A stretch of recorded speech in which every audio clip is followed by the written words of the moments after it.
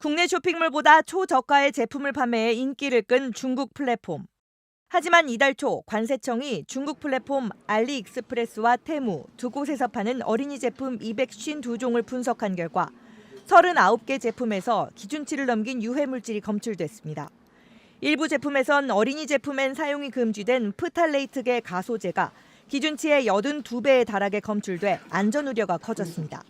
이에 대한 후속 조치의 일환으로 정부가 어제 이른바 해외 직구를 규제하는 방안을 발표했습니다. 국민 안전과 건강의 위해성이 큰 해외 직구 제품은 안전 인정 없는 경우 해외 직구를 금지합니다. 이에 따라 이르면 오는 6월부터 국가통합 인증 마크 KC 인증을 받지 않은 제품은 직구가 원천 차단됩니다. 정부가 규제 대상으로 발표한 제품은 어린이 제품, 전기 생활용품 등 모두 80개. 특히 유모차나 완구 등 13세 이하 어린이가 사용하는 어린이 제품 34개 품목이 포함됐습니다. 하지만 이 품목이 공개되면서 네티즌들의 반발이 거세지고 있습니다. 이제 유모차 직구 못하냐, 아기 의자 직구 못하냐, 분유는 할 수 있는 거냐 등 질문이 쏟아지고 있고 애들 옷 절반 정도가 해외 직구인데 어이없다. 아기용품 너무 비싼데 화난다라는 등 특히 육아용품 직구에 대한 불만이 폭증하고 있습니다. 국내보다 60에서 70% 이상 저렴한 가격 때문에 아이 옷이나 신발, 유모차, 카시트 등을 구매할 때 해외 직구를 이용해오던 부모들의 분노가 커진 겁니다. 또 유럽 또는 미국 인증도 인정하지 않고 무조건 KC 인증만 인정이라니 가습기 살균제도 KC 인증 받았던 건데 라며 KC 인증이라면 무조건 괜찮은 건지 의문스럽다는 반응도 나오고 있습니다. 공산국가냐, 이민 가고 싶다. 정부가 만든 플랫폼에서만 직구가 가능하다는 건데 위헌 뜰만한 거 아니냐 등 지나친 통제라는 반발도 나옵니다. 이와 함께 배터리나 마우스, 충전기 등 소비자들이 자주 직구해온 일상 전자제품 역시 금지 품목에 들어가 미리 사재기 하겠다거나 관련 부처에 항의 전화를 돌리겠다며 부처별 연락처를 공유하는 움직임도 나오고 있습니다.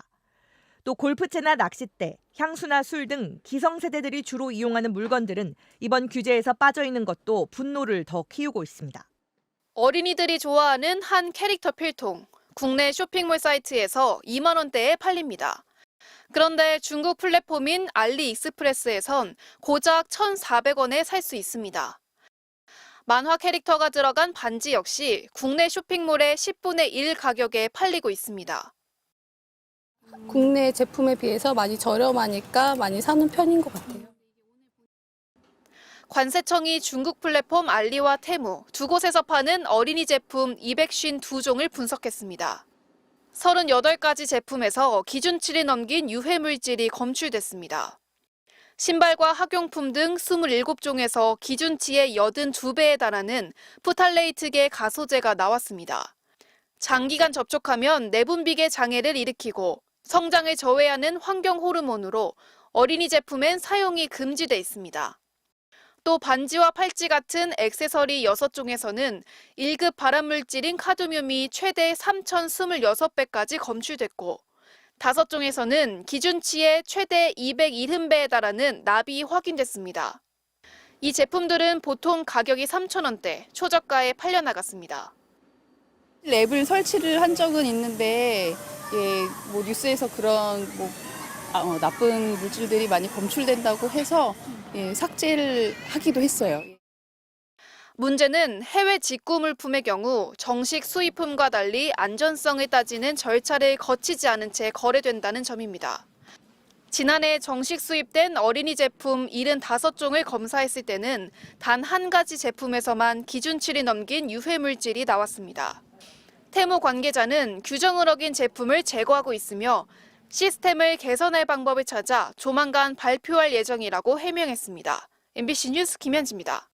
국내산 딸기 750g에 단돈 1,000원, 시중 가격의 20분의 1 수준입니다. 한 판에 10,000원이 넘는 유정란도 두 판을 합쳐 1,000원입니다. 중국 이커머스 업체 알리익스프레스가 한국에 내놓은 초저가 상품들입니다. 파인애플, 망고, 바나나 등 비싸서 소비자들이 엄두를 못 내던 과일 역시 단 1,000원에 판매하면서 준비한 물량은 10초 만에 매진됐습니다. 원가에도 못 미치는 가격, 배송료 무료까지. 알리의 손해를 감수하는 공격적인 할인 판매는 한국 시장 내 입지를 넓히기 위한 전략으로 해석됩니다. 알리의 모회사인 알리바바 그룹은 서울 인근에 대형 물류센터를 건설하는 등 한국에 3년간 약 1조 4천억 원을 투자할 계획을 마련하게 됐습니다. 알리가 가성비를 무기로 공략하면서 지난달 알리 앱 사용자는 818만 명으로 1년 전보다 2배 넘게 늘었습니다. 이번 이벤트를 계기로 국내 유통업계 최저가 경쟁은 더욱 치열해질 전망입니다. 국내 점유율 1위인 쿠팡도 사과, 딸기 등 과일 7종 900톤을 사들여 이번 주 할인 판매를 진행합니다. 기업 간 경쟁으로 제품 가격은 내려가지만 마냥 좋아할 일만은 아니라는 게 전문가 진단입니다. 고물가에 시달린 소비자 입장에서는 초저가이기 때문에 글로 안 갈 이유가 없는 거죠. 일단 소비자를 확보한 다음에 소비자가 거기에 의존적으로 되면 그 다음에는 가격을 살살 올리기도 하고.